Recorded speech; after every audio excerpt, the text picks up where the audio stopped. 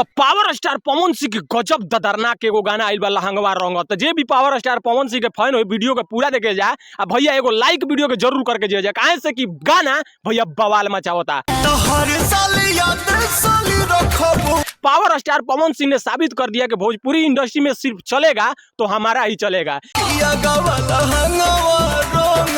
क्योंकि लेट बट great power star Pawan Singh के पीछे एक महीना से गाना ना आई रहे, लेकिन ई गाना जौन होली आइल बा भैया जबरदस्त आइल बा। ढेर दिन से रखले बानी चिरत भारत भोजपुरी इंडस्ट्री में देखा दिल बा अपन दम। साली हो कवर के खेसारी लाल यादव अपने 5 गो गाना लेकर आए हैं होली, लेकिन पावर स्टार पवन सिंह के एगुड़े गाना टिंगे के काम करता। छवा से चलिया 2 मिलियन क्रॉस व्यू पार कर गई बा पावर स्टार पवन सिंह के ई गाना लहंगवा रंग।